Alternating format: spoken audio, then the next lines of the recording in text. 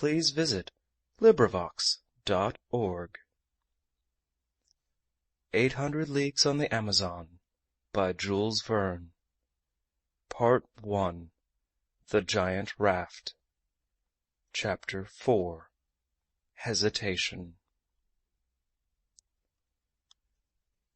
Manuel was in love with the sister of his friend Benito, and she was in love with him.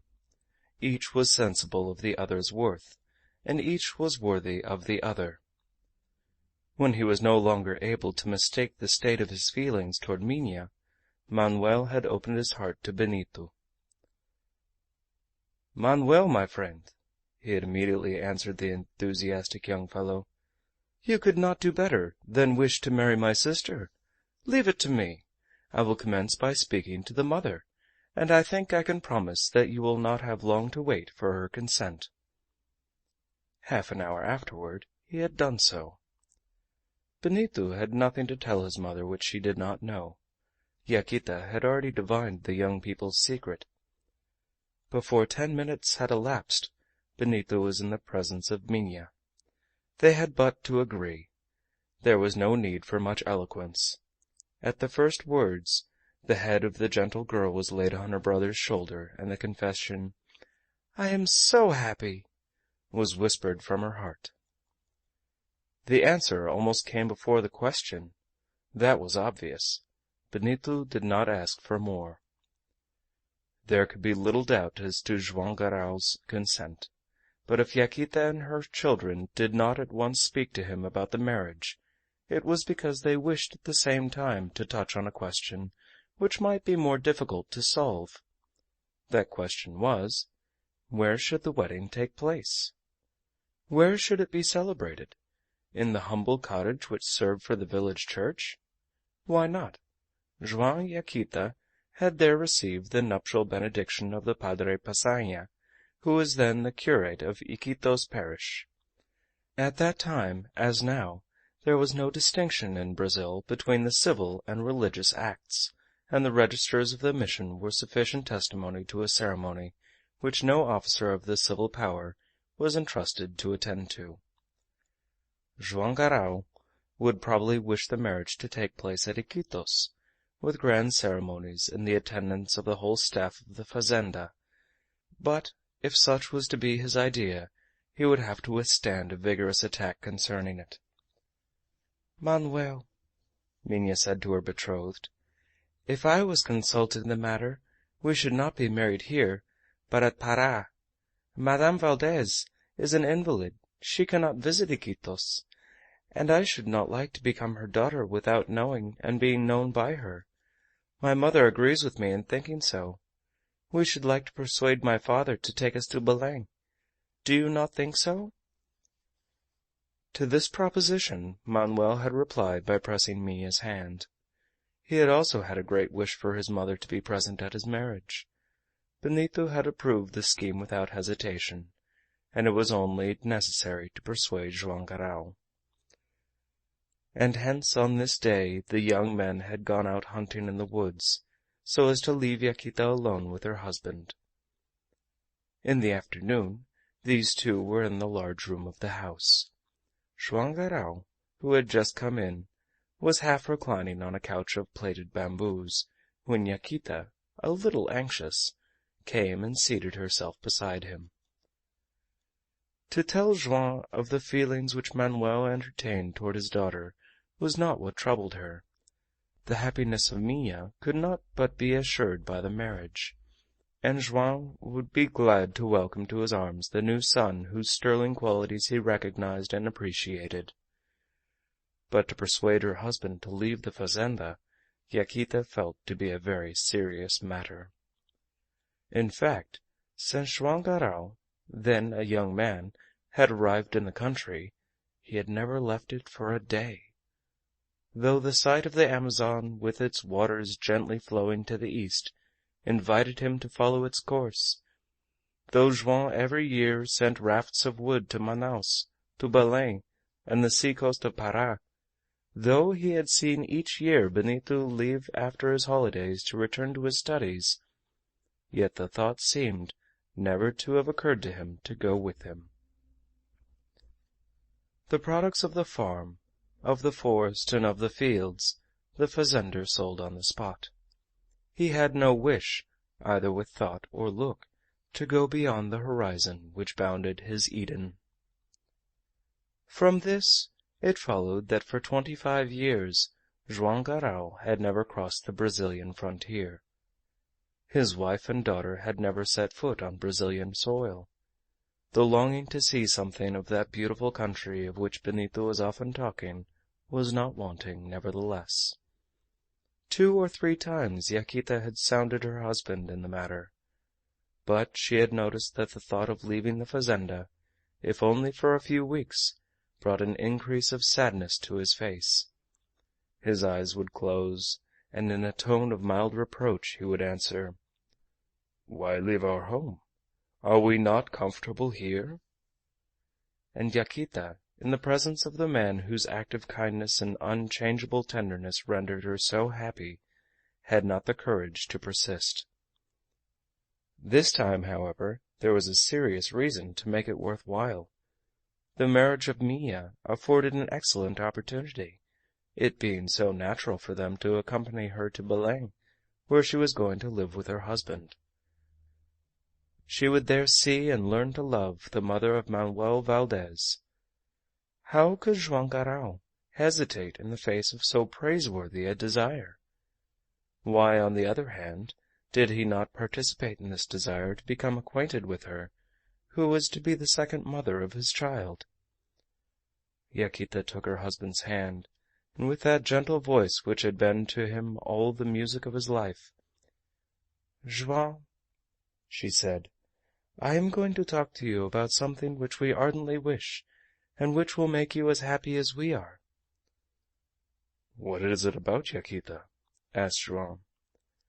"Manuel loves your daughter. He is loved by her, and in this union they will find the happiness—" At the first words of Yaquita, Joam Garral had risen, without being able to control a sudden start. His eyes were immediately cast down, and he seemed to designedly avoid the look of his wife. "What is the matter with you?" asked she. "Minha? To get married," murmured Joam. "My dear," said Yaquita, feeling somewhat hurt, "have you any objection to make to the marriage? Have you not for some time noticed the feelings which Manuel has entertained toward our daughter?" "Yes, and a year since—" And Joam sat down without finishing his thoughts. By an effort of his will he had again become master of himself. The unaccountable impression which had been made upon him disappeared. Gradually his eyes returned to meet those of Yaquita, and he remained thoughtfully looking at her. Yaquita took his hand. "Joam," she said, "have I been deceived? Had you no idea that this marriage would one day take place, and that it would give her every chance of happiness?" "Yes," answered Joam, "all, certainly. But, Yaquita, this wedding that we are both thinking of, when is it coming off? Shortly?" "It will come off when you choose, Joam." "And it will take place here, at Iquitos?" This question obliged Yaquita to enter on the other matter which she had at heart. She did not do so, however, without some hesitation, which was quite intelligible. "Joam," she said after a moment's silence, "listen to me. Regarding this wedding, I have got a proposal which I hope you will approve of. 2 or 3 times during the last 20 years I have asked you to take me and my daughter to the provinces of the lower Amazon, and to Pará, where we have never been. The cares of the fazenda, the works which have required your presence, have not allowed you to grant our request. To absent yourself even for a few days would then have injured your business.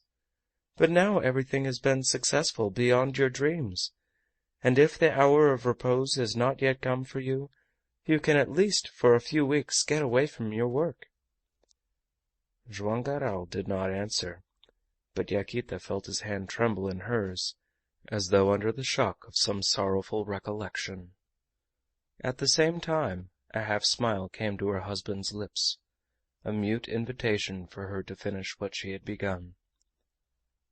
"Joam," she continued, "here is an occasion which we shall never see again in this life.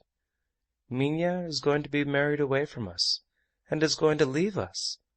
It is the first sorrow which our daughter has caused us, and my heart quails when I think of the separation which is so near. But I should be content if I could accompany her to Belem. Does it not seem right to you, even in other respects, that we should know her husband's mother, who is to replace me, and to whom we are about to entrust her? Added to this, Minha does not wish to grieve Madame Valdez by getting married at a distance from her. When we were married, Joam, if your mother had been alive, would you not have liked her to be present at your wedding?" At these words of Yaquita, Joam made a movement which he could not repress.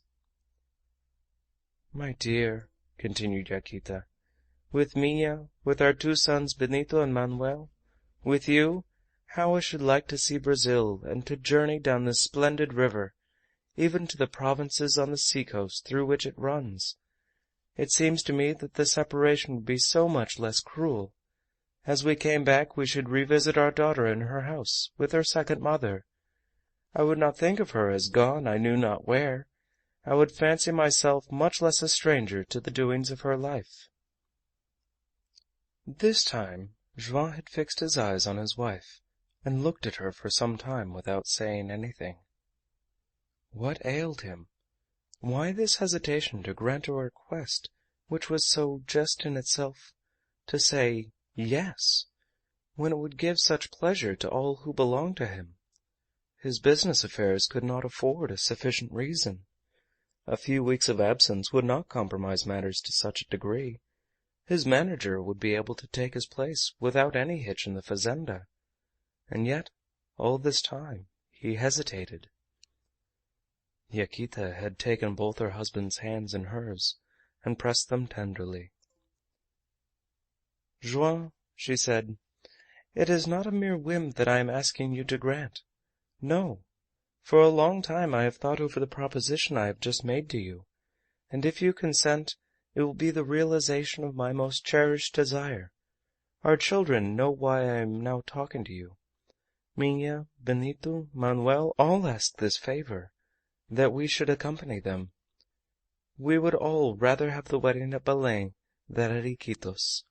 It will be better for your daughter, for her establishment, for the position which she will take at Belem, and that she should arrive with her people, and appear less of a stranger in the town, in which she will spend most of her life." Joam Garral leaned on his elbows. For a moment he hid his face in his hands, like a man who had to collect his thoughts before he made answer.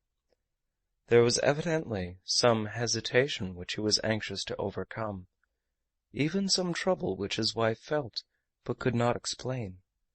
A secret battle was being fought under that thoughtful brow.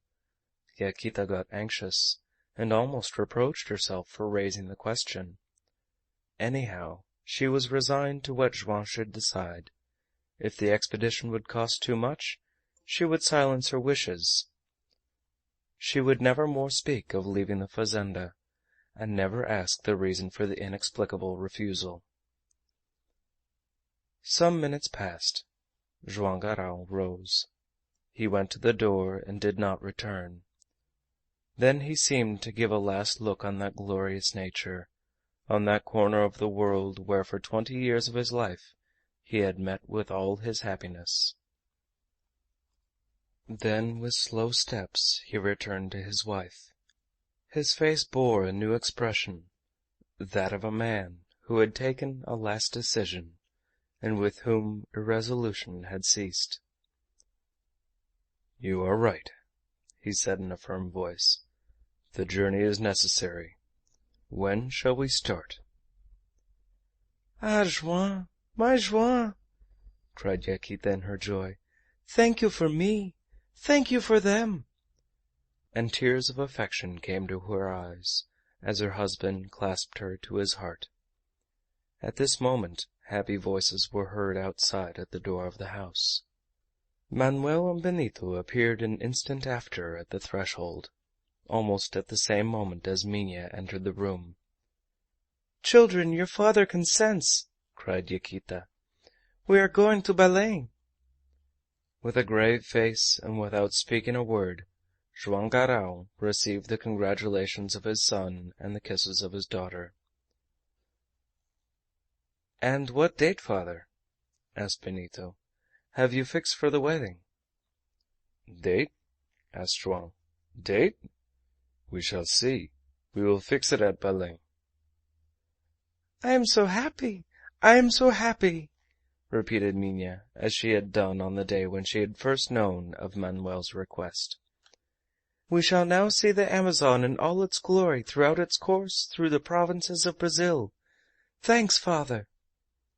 And the young enthusiast, whose imagination was already stirred, continued to her brother and to Manuel: "Let us be off to the library.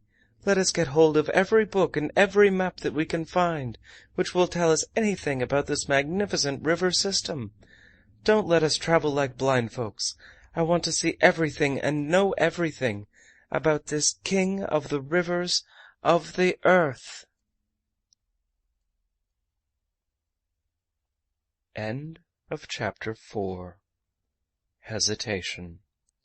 Recording by Scott Robbins.